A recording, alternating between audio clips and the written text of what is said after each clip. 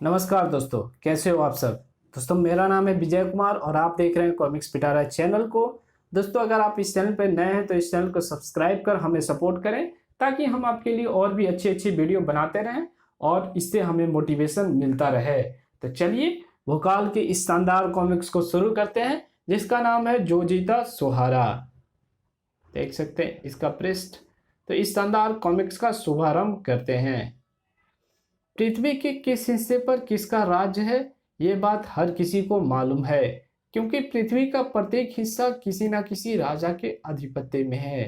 लेकिन समुद्र के बीचों बीच स्थित ये निर्जन लाल टापू किसके आधिपत्य में है, ये बात ना तो कोई साधारण व्यक्ति जानता है और ना इस टापू पर पहुंचे सैकड़ों राज्य के प्रतिनिधि।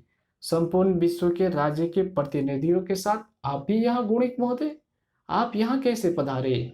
मुझे यहाँ पहुंचाने के पीछे उसी संदेश का हाथ है, राजा गोल, जो हर राज्य के प्रतिनिधि और तुम्हारे हाथ में थमा हुआ है और जिसमें लिखा हुआ है, मान्यवर, संपूर्ण विश्व पर संकट के बादल मंडरा रहे हैं। विश्व के हर राज्य पर विनाश अपनी की दृष्टि डालने को तत्पर बैठा है। अगर आप अपने राज्य, अपनी प्रजा के प्राण बचाना चाहते हैं तो अपने राज्य के सर्व विद्या ज्ञाता प्रतिनिधि को ठीक पूर्णिमा के दिन दक्षिण में समुद्र के बीचों बीच लाल टापू पर भेजिए। आपका शुभाकांक्षी यक्षभुक्ति। कौन है ये यक्षभुक्ति, जिसने संपूर्ण विश्व को आतंकित करके हम सबको इस लाल टापू पर बुलवाया है, जो एकदम निर्जन और सुनसान है। विश्व रक्षा के नाम पर कहीं किसी ने हमसे मजाक तो नहीं किया। अगर तुम अपने पीछे मुड़कर देखोगे तो तुम्हें तभी पता चल जाएगा कि ना तो ये टापू निर्जन और सुनसान है और ना ही यहाँ बुलाकर किसी ने तुमसे मजाक किया है। पीछे पलटे सभी राज्यों के प्रतिनिधियों को सामने शानदार क्रीड़ा स्थल बना दिख रहा था, और दिख रहा था वो शख्स जो अपने आप को कह रहा था यक्षभुक्ति। वो यक्षभुक्ति जिसका मत है कि पृथ्वी जैसे सुंदर और साधन संपन्न लोक पर साधन संपन्न लोक पर मनुष्य के रहने का कोई अधिकार नहीं। इस पर या तो देवताओं का आधिपत्य होना चाहिए या फिर यक्षों का। लेकिन देवताओं का मत है कि मनुष्य ही पृथ्वी पर रहने का सच्चा अधिकारी है। सदियों से हम यक्षों और देवताओं में ये बहस चली आ रही है। अभी कुछ समय पहले देवता विष्णु ने सदियों से चली आ रही इस बहस को ये कहकर अंत किया कि क्यों ना इसकी परीक्षा ले ली जाए। इसलिए मैंने तुम सबको संदेश भेजकर यहाँ आमंत्रित किया है। यहाँ परीक्षा होगी। अगर इस परीक्षा में तुम विजयी हो गए तो ना मात्र तुम्हें सदियों तक इस पृथ्वी पर रहने का अधिकार मिलेगा, बल्कि मेरी तरफ से उपहार में सुख समृद्धि देने वाली स्मयंतक मणि और सहस्त्र दिव्यास्त्र प्रदान करने वाली अस्त्र मणि मिलेगी। और अगर इस परीक्षा में कहीं तुम पराजित हो गए तो मैं इस पृथ्वी से मनुष्य का नामो निशान मिटा दूंगा और उसका आरंभ मैं तुम सबका नाश करके करूंगा। यक्षभुक्ति के इन शब्दों ने सभी को कंपा डाला। क्षण भर बाद ही यक्षभुक्ति की आवाज एक बार फिर सभी को आतंकित करती चली गई। परीक्षा शुरू होती है, सभी गौर से सुनो। सबसे पहले मुझे कुछ चीजें चाहिए। पहले आधी धूप और आधी छांव लाकर दो, फिर कहीं से घड़ा भर अक्ल लेकर आओ। उसके बाद मुझे 2 गज धुआं चाहिए, ना 1 सुत कम और ना 1 सुत ज़्यादा, पूरा 2 गज। ये परीक्षा का पहला चरण है, इसे पूरा करो, फिर दूसरा चरण आरंभ होगा। इसी के साथ गुणिक बैठा हुआ जो कि जोर जोर से हंसने लगा। हा हा हा हा। अरे, मेरे प्रश्नों को सुनकर तुम ठहाका लगा रहे हो। बात ही ठहाका लगाने की है यक्षभुक्ति, क्योंकि तुम परीक्षा के लिए ऐसे बचकाने प्रश्न को लेकर आए हो जिन्हें गुणिक चुटकियों में हल कर देगा। अगर तुम्हारे पास ऐसे ही प्रश्न हैं तो तुम्हें ऐसी ही चीजें चाहिए, तो फिर मुझे तो इस परीक्षा में भाग लेने की आवश्यकता ही नहीं। मेरे साथ आया मेरा कोई भी शिष्य इस परीक्षा में विजयी हो जाएगा। विजयवीर विक्रमसेन, अंगिराज, जरा खड़े होकर यक्षभुक्ति की इच्छा तो पूरी कर दो। गुणिक के आदेश पर उसके साथ आए उसके तीनों शिष्य खड़े हो गए। उन्होंने यक्षभुक्ति की इच्छा पूरा करने की कोशिश की, लेकिन नहीं हो पा रहा गुरुदेव। आधी धूप और आधी छांव को लाना बहुत कठिन है। घरे में अक्ल भरी नहीं रही। मैंने बहुत प्रयत्न कर लिया, किसी भी तरह धुआं नापा नहीं जा रहा। अरे मूर्खो, तुमसे इतना भी नहीं हुआ। हटो, मैं ये तीनों चीज यक्ष भुक्ति को ला कर देता हूँ। आओ। अब तुम कुछ नहीं कर सकते, क्योंकि अपने घमंड में चूर होकर तुमने पहले ही स्वयं को इस परीक्षा से अलग कर लिया है। बैठ जाओ अपने स्थान पर, किसी और को यह प्रयत्न करने दो। आओ। औरों की तो सिट्टी पिट्टी गुम थी। ये हरगिज नहीं कर पाऊंगा। मेरे से तो ये हरगिज नहीं होगा। मेरे तो पाँव कांप रहे हैं। मैं कैसे खड़ा हूँ? बू। धोती गीली ना होती तो मैं शायद कुछ करता। कोई खड़ा नहीं हुआ, कोई अपनी जगह से नहीं हिला। और ये सब देख जोरदार ठहाका लगा उठा यक्ष भुक्ति। हा हा हा हा हा। मैं जानता था ऐसा ही होगा। मैंने देवता विष्णु को पहले ही समझाया था। ये पृथ्वी जैसे सुंदर लोक को कुछ मनुष्य इसलिए बर्बाद कर रहे हैं क्योंकि वे एकदम मूढ़ हैं, और कुछ इसलिए बर्बाद कर रहे हैं कि वे अपने बुद्धिमानी के घमंड में चूर हैं। खैर, मुझे क्या, मेरी बात सच साबित हुई तो मनुष्य ने मेरी परीक्षा में विफल होकर सिद्ध कर दिया कि तुम्हें पृथ्वी पर रहने का कोई अधिकार नहीं। नष्ट होने के लिए तैयार हो जाओ। हा हा हा हा हा हा। यक्ष भक्ति के कंठ से निकले ठहाकों के साथ ही पृथ्वी से मनुष्य के नाश की प्रक्रिया आरंभ हो गई। लेकिन वो प्रक्रिया परवान चढ़ पाती उससे पहले ही। ठहरिए महानुभाव, कहीं ऐसा ना हो कि आपको ये विनाश करके पछताना पड़े। कौन हो तुम? मुझे भोकाल कहते हैं। रास्ते में समुद्र प्राणियों ने हमारे बेड़े पर आक्रमण कर दिया था। उन्हें समाप्त करने में समय लग गया, इसलिए यहाँ विलंब से पहुंचा हूँ। इस विलंब की क्षमा चाहते हुए मैं आपसे अनुरोध करूंगा कि पृथ्वी से मनुष्य का विनाश करने में इतनी अधीरता मत दिखाइए। थोड़ा धीरज से काम लीजिए। धीरज से काम लूं? यानी तू समझता है कि अगर मैं तुझे अवसर दूं तो तू मेरी परीक्षा में उत्तीर्ण होकर मनुष्य को बचा सकता है? मैं ऐसी कोशिश अवश्य करना चाहूंगा। बाकी अगर मनुष्य जाति का अंत आपके ही हाथों लिखा है तो क्या किया जा सकता है? मुझे तेरी बातें अच्छी लगी। इसी बात पर मैं तुझे भी मनुष्य को बचाने का एक अवसर देता हूँ। धन्यवाद। अपने प्रश्न बताइए। यक्ष भुक्ति ने बताया कि उसे प्रश्नों के रूप में क्या चाहिए। भोकाल तुरंत ही उसकी इच्छा पूरी करने में जुट गया। इस चारपाई के द्वारा मैं आपके लिए आधी धूप और आधी छांव लेकर आया हूँ। देख लीजिए, चारपाई में जहाँ छेद है वहाँ से धूप आ रही है, और जहाँ बाण है वहाँ से छांव। और ये लीजिए घड़ा भर बुद्धि। बुद्धि यानी सिर का हिस्सा घड़े से भरा हुआ है। पूरा 2 गज धुआं भी अभी आपके समक्ष प्रस्तुत करता हूँ। 2 गज धुआं प्रस्तुत करने के लिए भोकाल ने तुरंत ही 2 गज की एक कांच की नली का प्रबंध किया और फिर धूप जलाकर उसका धुआं कांच की नली में भर दिया। लीजिए श्रीमान, ठीक 2 गज धुआं नाप लीजिए। भोकाल की प्रशंसा किए बिना न रह सका यक्ष भुक्ति। बहुत खूब, तूने बहुत ही खूबी से हमारी तीनों इच्छाएं पूरी कर दी। लेकिन इसका अर्थ ये नहीं कि तुम परीक्षा में उत्तीर्ण हो गए। अभी तो परीक्षा का मात्र पहला चरण ही पूरा हुआ है। परीक्षा के दूसरे चरण के लिए तैयार हो जाओ। मैं तैयार हूँ। ऐसा है तो इस मणि का सही मूल्य बताओ। उस विशाल दरियाई घोड़े को बिना किसी शक्ति का प्रयोग किए बिना उस पेड़ पर बिठाओ और इसे लक्ष्य पर इससे अच्छा निशाना लगाकर दिखाओ। क्या महाबली भोकाल परीक्षा के इस चरण को पूरा कर पाएगा? नहीं कर पाएगा। भोकाल परीक्षा के इस चरण को कभी पूरा नहीं कर पाएगा। इसे तो मात्र मैं कर सकता हूँ।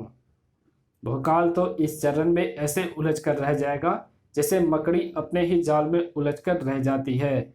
मणि तो बेशकीमती लग रही है। क्या मूल्य होगा इसका? भोकाल सचमुच उलझ कर रह गया था, लेकिन सिर्फ कुछ क्षणों के लिए। इस शानदार मणि का मूल्य बताने से पूर्व क्या मुझे इस मणि को धूप अंधेरे में ले जाने की आज्ञा है? धन्यवाद। इस मणि का सही मूल्य 2 कौड़ी है श्रीमान। है? इतनी शानदार और चमकती मणि का मूल्य मात्र 2 कौड़ी? मरवा दिया भोकाल ने। जवाब एकदम सही था। ये मणि मात्र सूर्य के रोशनी में ही चमकती है।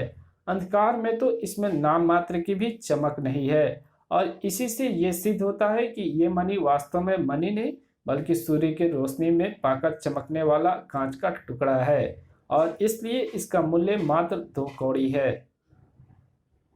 अब आइए मैं उस बड़े कुंड में स्थित विशाल दरियाई घोड़े को ब्रिज पर चढ़ाकर दिखाऊं, और उसके लिए मुझे शक्ति नहीं बल्कि काफी मात्रा में जल चाहिए, ताकि ताकि जल से ये कुंड भर जाए और उसमें तैरता हुआ वो विशाल दरियाई घोड़ा पेड़ के ऊपरी भाग पर उगी पत्तियां खाने के लिए पेड़ तक पहुंच जाए।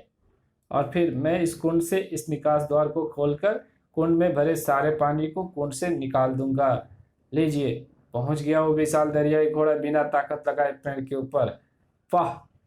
अब रही निशाने की बात, तो क्षमा करना आपने बाण से जो निशाना लगाया है उससे उस छोटे से लक्ष्य को पूरी तरह घेर लिया है। इसलिए अच्छा निशाना लगाने का अब एक ही उपाय है कि अपने बाण को इस तरह छोड़ा जाए कि वह आपके बाणों को चीरता हुआ उस छोटे से लक्ष्य को भेद दे। आगे बढ़कर भोकाल की पीठ थपथपाए बिना ना रह सका यक्ष भुक्ति। वाह भोकाल वाह! तुमने मेरी परीक्षा के दोनों चरणों में उत्तीर्ण होकर दिखा दिया कि मनुष्य पृथ्वी पर रहने का अधिकारी है। हालांकि कुछ मनुष्य पृथ्वी का नाश करने के लिए सदा प्रयत्नशील रहते हैं, परंतु तुम जैसे के होते पृथ्वी पर आंच नहीं आ सकती। मैं संतुष्ट होकर वापस लौट रहा हूँ, और वापस लौटते लौटते मैं ना मात्र यहाँ मौजूद मनुष्य को प्राण दान में दे रहा हूँ, बल्कि तुम्हें उपहार में दिव्य स्मयंतक और अस्त्र मणि दे रहा हूँ। जहाँ स्मयंतक मणि से तुम अपार धन दौलत और सुख समृद्धि प्राप्त कर सकते हो, वहीं अस्त्र मणि से तुम ऐसे सैकड़ों दिव्यास्त्र प्राप्त कर सकते हो जिसके बल पर ब्रह्मांड की बड़ी से बड़ी शक्तियां को हराया जा सकता है। आपकी दोनों मणियों का उपहार सिर माथे पर श्रीमान, परंतु ये दोनों मणियां मेरे पास आपके उपहार की स्मृति चिन्ह के रूप में रहेगी, क्योंकि दांतों मुझे स्मयंतक मणि का उपयोग करके अपार धन दौलत पाने की कोई चाह है, और ना अस्त्र मणि का प्रयोग करके दिव्यास्त्र प्राप्त करने की इच्छा। मैं तो अपने स्वास्थ्य को सबसे बड़ा धन, अपनी भुजाओं को सबसे बड़ा अस्त्र मानता हूँ। तुम धन्य हो भोकाल, पृथ्वी तुम्हारे हाथों में सुरक्षित है। अब चलता हूँ, विदा। यक्ष भुक्ति के अदृश्य होते ही विश्व भर के राज्य के प्रतिनिधि एक ही स्वर में पुकार उठे, महाबली भोकाल की जय। बधाई देने वालों में सबसे आगे जो था उसे देखकर तो आश्चर्यचकित रह गया भोकाल। गुणिक, बधाई हो महाबली, यक्ष भुक्ति की परीक्षा में उत्तीर्ण होकर तुमने ना मात्र हम सबके प्राण बचाए बल्कि समस्त पृथ्वी को भी बचाया है। और ऐसा करके तुमने मुझे बता दिया है कि तुमसे ईर्ष्या करके तुम्हें अपना सबसे बड़ा शत्रु मानकर मैं अपने जीवन की सबसे बड़ी भूल कर रहा हूँ। तुम तो सच्चे महाबली हो, वास्तविक ब्रह्मांड रक्षक। मैंने जो भूल की, क्या उसके लिए तुम मुझे क्षमा करोगे? मेरे समक्ष हाथ जोड़कर मुझसे क्षमा मांगकर मुझे अपमानित मत कीजिए घोणिक मान्यवर। वास्तविकता यही है कि आपकी बुद्धि, आपके नीति ज्ञान के आगे मैं कुछ भी नहीं। इसका अर्थ है कि तुमने मुझे क्षमा कर दिया भोकाल। धन्यवाद। आज मैं अपनी चोटी में गांठ लगाऊंगा। अब मेरी चोटी में ये लगी ये गांठ हमारी मित्रता की प्रतीक होगी। हो, मेरी चोटी में लगी ये गांठ भोकाल और मेरी मित्रता की प्रतीक होगी? कभी नहीं, कभी नहीं। सूर्य पश्चिम से निकल सकता है, सिंह बकरी को अपने ऊपर बिठाकर सवारी करवा सकता है, लेकिन गुणिक भोकाल से कभी नहीं मित्रता कर सकता है, क्योंकि गुणिक अपने उन पुत्रों की मृत्यु को कदापि नहीं भूल सकता जो भोकाल के कारण मारे गए। तो फिर सबके सामने भोकाल से की गई मित्रता क्या थी गुरुदेव? स्वांग, नीति ज्ञान। शत्रु की पीठ में छुरा घोंपने का सबसे अच्छा उपाय यह है कि उसको गले लगा लिया जाए। मैंने भी वही किया, और वहां ऐसा करना इसलिए भी आवश्यक था क्योंकि वहां समस्त विश्व के राजाओं के प्रतिनिधि इकट्ठे थे और भोकाल सभी को प्रभावित कर चुका था। और साथ ही वो यक्ष भुक्ति के वो 2 चमत्कारी मनिया भी प्राप्त कर चुका था जिस पर मेरा अधिकार था। अगर यक्ष भुक्ति ने मुझे अवसर दिया होता तो उससे वे मनिया मुझे प्राप्त होती। अब आप क्या करेंगे गुरुदेव? वही जो मुझे करना चाहिए। सबसे पहले मैं भोकाल से स्मयंतक और अस्त्र मणि प्राप्त करूंगा और फिर इसके प्राण। क्या अब ऐसा होना संभव है गुरुदेव? हाँ, बहुत जल्दी ये संभव है। षड्यंत्रों के इस सम्राट के मस्तिष्क में क्या चल रहा था किसी को नहीं मालूम, भोकाल को भी नहीं। स्मयंतक और अस्त्र मणि को विकासनगर के बीचों बीच स्तंभ पर स्थापित कर दिया गया है। इन मनियों से राज्य का गौरव और अधिक बढ़ गया है। आज के बाद विकासनगर हीरो के साथ साथ चमत्कारी मनियों की भी नगरी कहलाएगा। परंतु इन मनियों पर कोई भी बुरी नजर ना डाले, मुझे इसका ख्याल रखना होगा। विकासनगर की भलाई के बारे में सोचते सोचते भोकाल की आंख लग गई। लेकिन विकासनगर की सुरक्षा की चिंता ने उसे चैन की नींद नहीं सोने दिया। आह आह उफ, नहीं महाबली, नहीं। क्या हुआ महाबली? संकट, विकासनगर पर गहरा संकट। मुझे तो अभी अभी विकासनगर गहरे संकट में दिखाई दिया रूपसी। अवश्य ही कोई बुरा स्वप्न होगा। स्वप्न नहीं, यह स्वप्न नहीं था रूपसी। मुझे निद्रा में जो कुछ देर दिख रहा था, मुझे वो सब कुछ वास्तविक लग रहा, क्योंकि मुझे कुछ ऐसे चिन्ह भी दिखाई दिए जिनका संबंध स्वप्न से नहीं, मेरी वास्तविकता से है। और इसका अर्थ है कि कहीं कोई अनिष्ट होने वाला है। मुझे इस अनिष्ट को रोकना होगा, और उसके लिए मुझे तुरंत ही उन चिन्हों के बारे में जानना होगा जो मुझे दिखाई दिया। उसके लिए मुझे शीघ्र ही सारे राज्य को ऐसे छानना होगा जैसे छलनी से आटा छाना जाता है।